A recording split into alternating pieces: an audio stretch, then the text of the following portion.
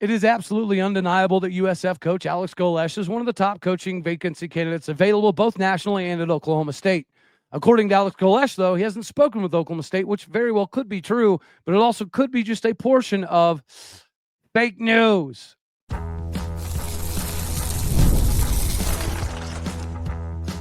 You are Locked On Oklahoma State, your daily podcast on the Oklahoma State Cowboys, part of the Locked On Podcast Network, your team every day.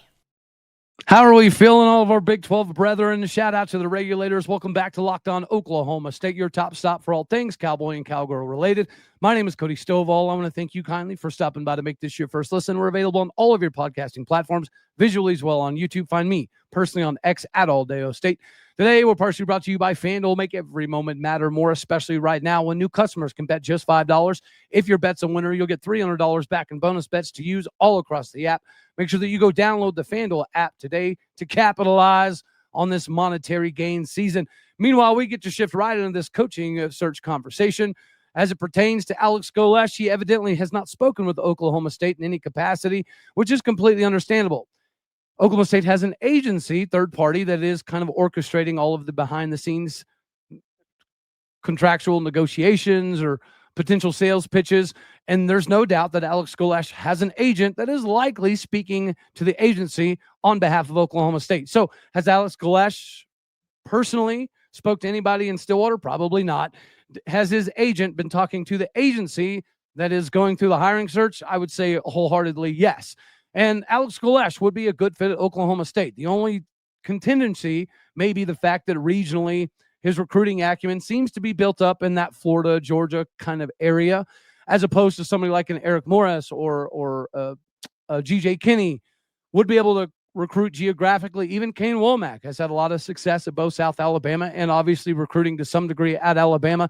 It's easy to recruit to Alabama, which is precisely why Kane Womack might be a very good option to come to Stillwater. If I were to rank the coaches, though, predicated on some of the things that have been put out there, I would say that Alex Golesh is definitely in the mix, probably not above Eric Morris. Maybe Kane Womack and Alex Golesh are kind of in the same territory. But there's always going to be at least a little bit of cause for concern that somebody like an Alex Golesh would utilize the Oklahoma State job as a bargaining chip to get more money from a LSU or a Florida or a Penn State or something to that effect. So I do think that there is a little bit of smoke to the fire here. I don't think that Alex has spoke with anybody, but I do think that his agent is in contact with the agency, which is precisely why there's still a betting odds favorite for Alex Golesh to be at the job, not to mention the fact that he does have a connection coaching at Oklahoma State and largely attributing his beginning to the Power 4 scene at Oklahoma State. Plus, I do indeed believe he met his wife in Stillwater, or at least in the Oklahoma area. So there's a lot of things that equal Alex Golesh would be a very viable candidate to be the next head man at Oklahoma State. But again, if I were to rank them based off of likelihood, Eric Morris would probably be number one. I think that Alex Golesh still probably would be number two. Kane Womack probably would be number three. G.J. Kinney probably would be number four. Zach Robinson would probably be number five. There has obviously been a lot of conversations about Todd Monken potentially being a guy to come to Oklahoma State. If that were to be happening, I do think that it would be out there in the ether at least a little bit more. This is a kind of gamesmanship, most likely. But what Alex said directly, I do think is worth mentioning. When he was asked recently, have you talked to anybody at Oklahoma State? His exact quote was, let me pull this up here. USF coach Alex Golesh denies reports that he interviewed at Oklahoma State. Interviewing is different. Whenever he says, I have not interviewed, I do find that somewhat plausible. He later went on to say, I'm so focused and locked in on this program and this team that we've got so much work to do, but I have not interviewed. It's obviously humbling that people bring your name up. It's because the players at UCF have done an elite job of building this place to where people are taking notice. This is a credit to our kids. It's a credit to our staff. Yeah, they just dropped a game to Navy, which have likely taken them out of the CFP conversation. But he's still an individual that knows how to build a program. And that seems to be something that Chad Weiberg is definitely looking for. Somebody that has been in this space, has been able to build a program. that has, been able to not only get his foot in the door, but understand the landscape that we're in now as it pertains to not only transfer portal, NIL, things of that nature. Oklahoma State could find themselves in a position where we're battling with a lot of other names and a lot of other schools for the same coaches, which is completely understandable. But there has been some articles out there. Football Scoop just recently put something out, I believe it was this morning, in regards to Oklahoma State being a very attractive job, and it is attracting some of the top names in the country, whether Alex Golesh or Eric Morris or GJ Kinney has individually spoken with Oklahoma State. I think that's very insignificant, because even if they had spoke with Oklahoma State, it's not like Alex Golesh is likely going to mention it, because his team is still fighting for something. They're still trying to position themselves not only better for their conference race, but what their bowl game would look like after the conference championship game, which they still very squarely find themselves within that mix for. Does this mean that Alex Golesh is out? Absolutely not. Again, I do think that there's a little bit of gamesmanship here. The interview aspect of it could just be bullet points handed over by the agent. That could be very viable as well. However, if Oklahoma State is in fact going to be naming a coach this month, and if the recruits are anticipating that to be a reality, then I would find it slightly problematic if we hadn't interviewed Alex Golesh in any capacity whatsoever. So I'm not saying that it hasn't happened, but I am saying that I do find it somewhat unlikely that Oklahoma State's been interviewing a significant number of coaches, and somehow magically Alex Golesh has not been in that mix. Again, the individual conversations probably between the agent and the agency, but there's no way that Oklahoma State's telling recruits that we're going to have a coach this month if we haven't already interviewed all of the candidates that are available that Oklahoma State is targeting to potentially be the next guy. Alex Golesh would fall in line with that. I think Robert Allen even recently said something in regards to Alex Golesh, being one of the top candidates. So I don't think you make it to this level and get this far if you've had zero conversations with anybody at Oklahoma State in regards to the job. And again, I understand him saying what he said, because you do not want to get anybody in your locker room thinking that you're looking ahead to your next stop and you're not focused on finishing the season strong. So I think it's equal parts, a little bit of truth, that most, probably 95, 99% of the conversations have been between agent and agency. But there's no way we get to this level without having at least some semblance of a conversation with the next potential head coach in Stillwater America. FanDuel is the bee's knees for all of your betting needs. The NBA action is back. The Oklahoma City are absolutely rocking. Cade Cunningham's doing his daggone thing, and there's not a better place for you to get in on all of this action than with FanDuel, the official sports betting partner of the NBA. Even if you were to have missed the start of the game, or you just want to be able to ride the hot hand at the end, FanDuel has live bets on everything from who's going to score the next bucket to who's going to hit the fourth quarter comeback game winning basket. Plus, you can even combine your live bets into same-game parlays for a shot at a much bigger payout. It keeps every game more exciting because of your investment level, especially when your team's the one making the late push.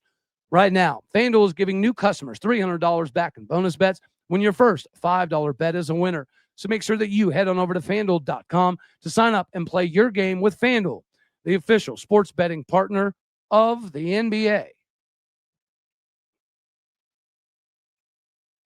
Now we get to slide into this K-State giving Oklahoma State hope conversation. Yes, words are still hard for me.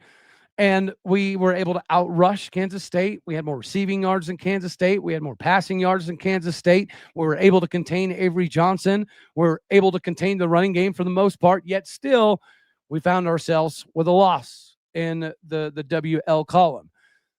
That doesn't necessarily mean that Oklahoma State now doesn't have something to cling for. This is what we've been looking for, something to give us hope for the remainder of the season. This is that game. We've seen improvements. Kansas, right? We saw Zane Flores come in, go for 235 yards, got his first touchdown. Kansas State, he went up for 233, something comparable to that. And you're seeing those improvements. So looking at the stats, Avery Johnson threw for 177. Zane Flores threw for 226. Kansas State rushed for 107 yards. Oklahoma State rushed for 147 yards. Kansas State had 177 receiving. Oklahoma State had 226 receiving.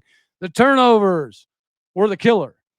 And you know what? You can't really blame Doug Meacham or even Kevin Johns for trying to get a little bit cute offensively. But some of that has kind of died down, right? Defenses are very well aware that if we have a reverse or a double reverse, or there's a running back or a wide receiver with the ball in the backfield, that it's probably going to be something cute. So defenses have adjusted to some of the, wrinkles that we've been able to implement at times this season and had success with. So now it's more of a traditional drop back game for Zane Flores. But thankfully, we are seeing an improvement. And I do like the Thunder Lightning package still of Rodney Fields, Trent Howland. What Sissy Villahe's been able to provide in the backfield has been inspirational, to say the very least. Says he's earned more carries. He's getting more carries. And that's what this whole thing is supposed to be about, right? They talked about on the broadcast that the players had kind of, their own internal meeting, and they decided that some players are half in, half out. Some players, that have more of a foot out just need to go ahead and get out of the way. And if you're showing up late to stuff, you're not going to suit up. Why we've waited to this late in the season to have these internal conversations or locker room meetings, that I don't know. But it's another instance where Oklahoma State can find some hope. Terrell Davis probably had his biggest game of the season against Kansas State, even though we haven't really done a lot in the receiving department. It's crazy to see Oklahoma State not having, a bell cow running back or a Blitnikoff level wide receiver.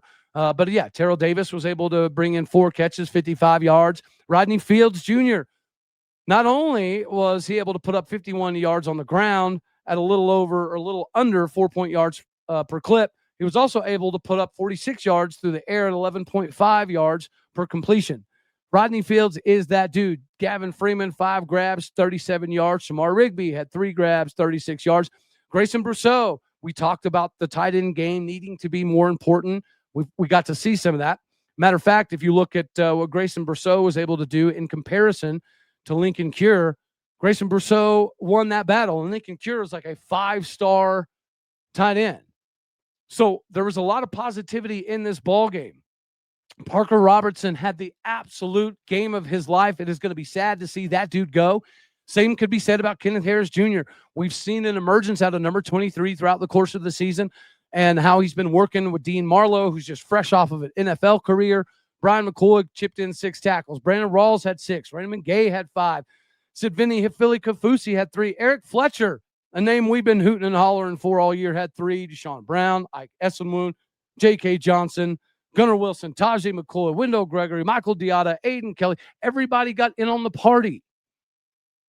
And it's amazing to see what can happen when you have a bunch of dudes that are completely bought in, as opposed to guys that are taking other visits and having other phone calls.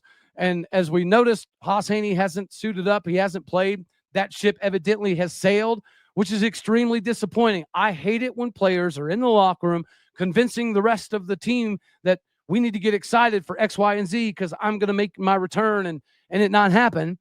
But at least we now know that there's a decent number of players that are all in, bought into at least accomplishing something in this season. We can salvage something. And K-State game gave us a lot of hope. The KU game gave us a decent amount of hope. Coming off the bye week, of course, you would have liked to see Oklahoma State punch it in the end zone, because if that were to happen, we get a W. UCF has been dealing with a significant number of injuries. They're going to be missing a few starters. We're going to talk with Mike, Locked On UCF, a little while later about some of that stuff. But now we have something to look forward to, and the bounce house gives us a little bit of a redemption arc, because last time we showed up to the bounce house, we were riding high. We still made it to the Big 12 title game, but that game really exposed Oklahoma State had some flaws. And those flaws were, if you make the game completely contingent upon Alan Bowman, then you're going to give yourselves an opportunity. They didn't even necessarily need to load the box the way that Texas did, but nonetheless, we have some redemption looking at the bounce house. And whenever you look at this whole thing statistically, Oklahoma State has 0 players in the top 25 in tackles. Unfortunately, UCF has a couple, but Rodney Fields is just below Miles Montgomery, who may or may not be available for this ball game. Jaden Nixon is currently sitting at number 17 in the Big 12 for rushing yards. We just talked about defensively.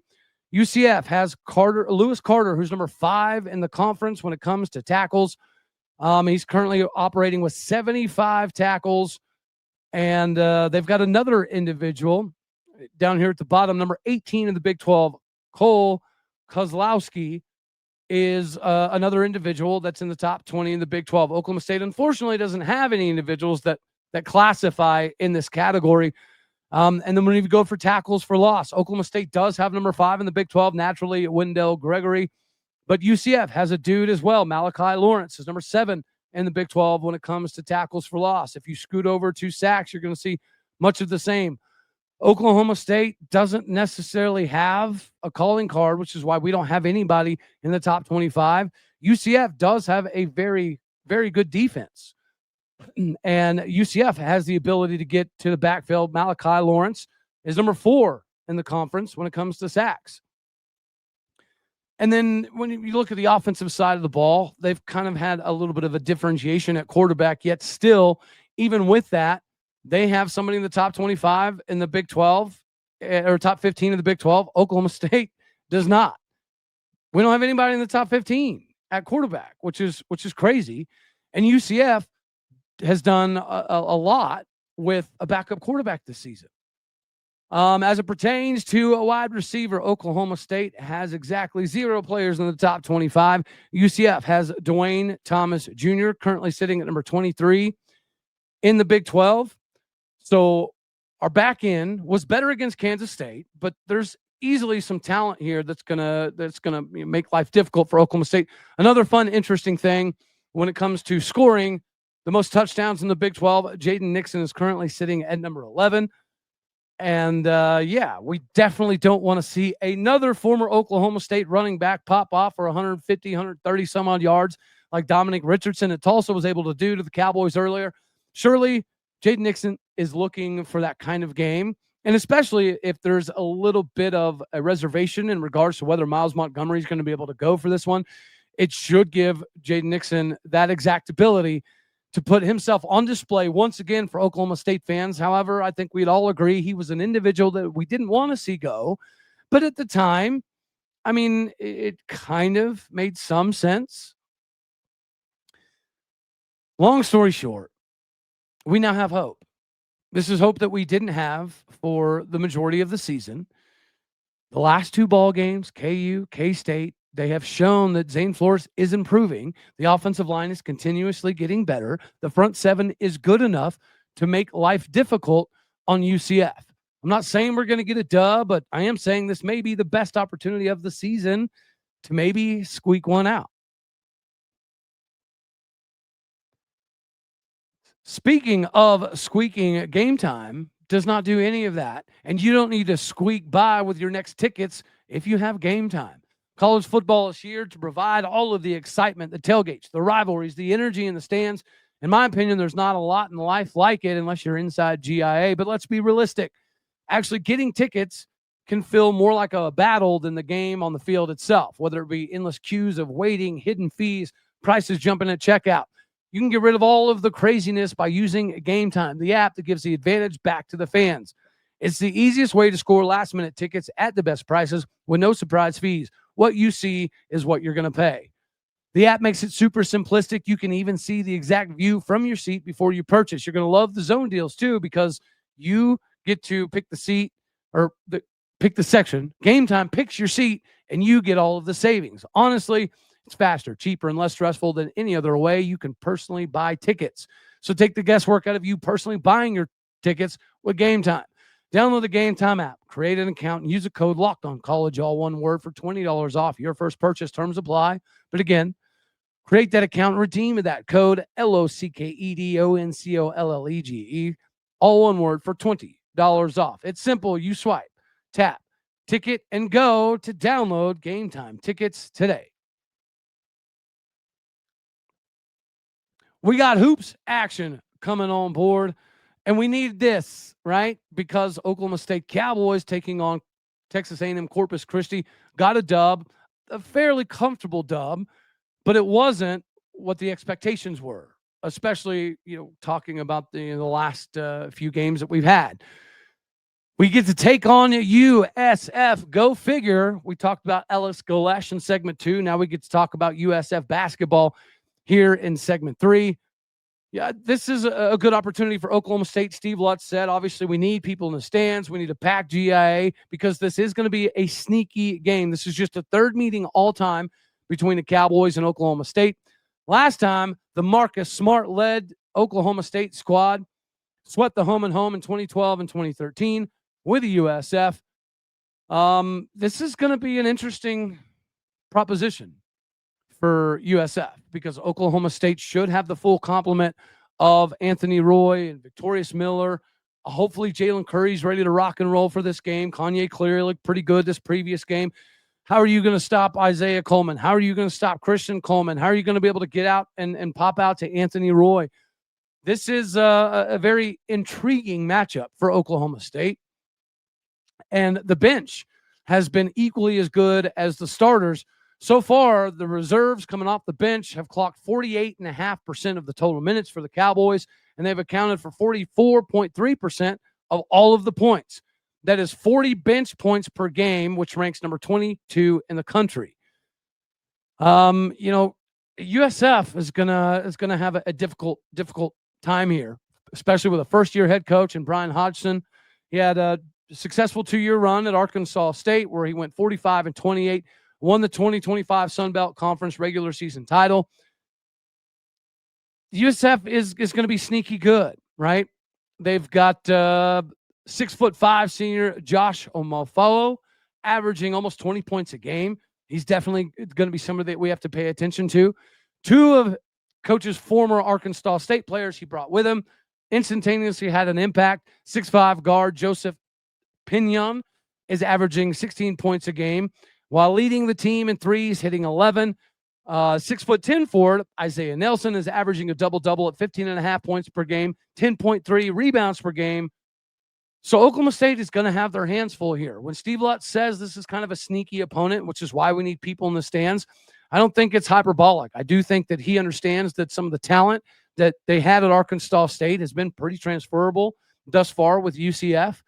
Oklahoma State should get a W here. It should be a somewhat convincing dub, but it will not be surprising if this game is very close coming down to the very end. Meanwhile, the Cowgirls head out of town to St. John's. They get to hit the road here.